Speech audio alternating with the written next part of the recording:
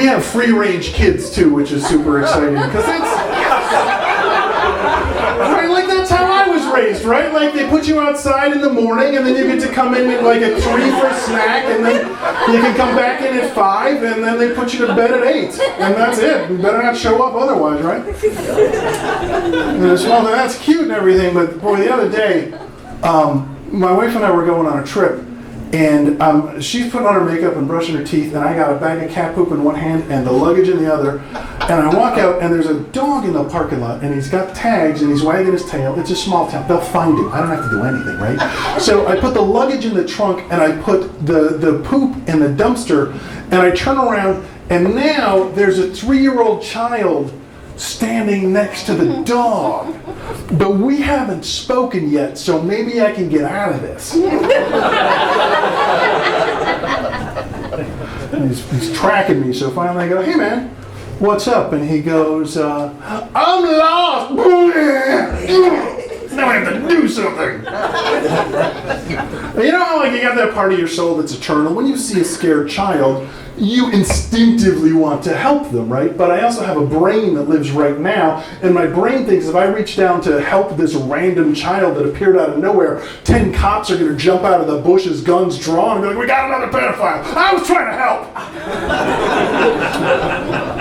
So I'm going to get the number off the dog's tag, and I reach down, and he snarls at me. He's got a little pit bull in his face, and I like your kid, but I'm not getting bit for him, so that's out of the question. So I go, hey man, what's your name, and what's your mom's name? And he goes, my mom's name is Mom. Well, that's adorable, but completely useless. And by the way, if the parents in the room could do the rest of us a favor and teach your kids your stupid name, that would be fantastic. What color is your house? Blueberry colored? Well, adorable. Useless. We don't have any blueberry houses in the neighborhood. Which way did you come from? That way. Okay. Oh, do you want to hold my hand? You look scared. Yeah. So now I got a booger-covered mitt in my hand. I'm probably getting a flesh-eating disease. We're waddling down the alley. Is that your house? Is that your house? And now it's like 25 minutes later, and I realized the last time my wife saw me, I said, I'm taking the cat poop out to the dumpster. I'll be back in a second. So she's got to be freaked out, right? Like in her mind, she's probably like, I bet when he was a child, he swallowed a nickel and his body finally broke it down into little pieces. And now it got into his bloodstream and lodged into his brain. He's got amnesia, but he only speaks French. But he cured cancer with cheese and crackers or something like that. And then, like in 2 years, I'll be on CNN and be like, cheese and crackers, ha ha ha. And she'll call in and be like, honey, don't you remember me? And I'll be like, no, but do you want some cheese? Or something like that.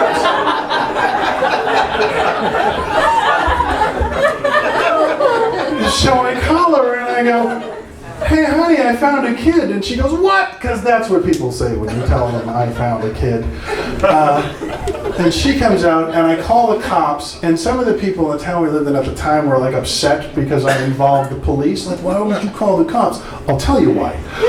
Because I found a random 3-year-old that I've never met in my entire life, and I don't have time to stand on the corner shaking him at passing cars.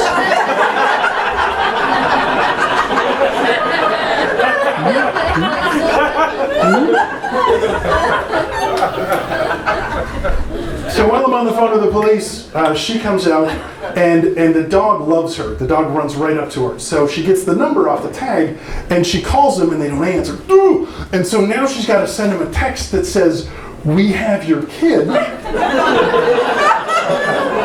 without saying we have your kid. And this was brilliant. She goes with a hey, 11 E's, we have your kid, smiley face. Good job.